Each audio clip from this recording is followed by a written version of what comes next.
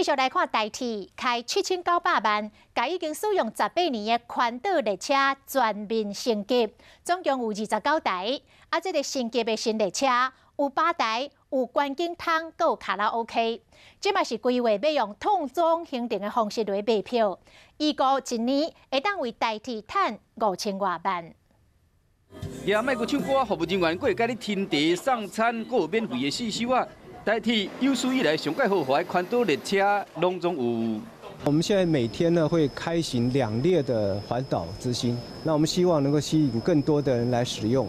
我想搭火车旅游是全世界的一个风潮，那台铁在过去在这方面呢，我们的努力还不够，那未来我们会全力来发展。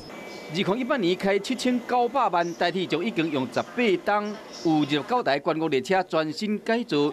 伊即马看到环岛之星的列车，总共有40个商务车厢、10个餐车、10个客厅车，会使载132个人客。若无够，会使增加40个车厢嘛无问题。唔惊讲做出去佚佗无位通坐，也有640种套装的行程，2天1暝5000块起跳，去年服务5万多人。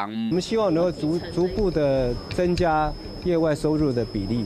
那我们初步是定，那3年内我们希望能够让业外收入达到50%的目标。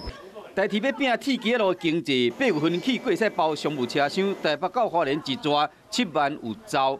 或者个百年老店要改变人客对台铁的旧印象，所来也有文创商品，将台铁便当提去市区卖，或者改变人客拢看会到。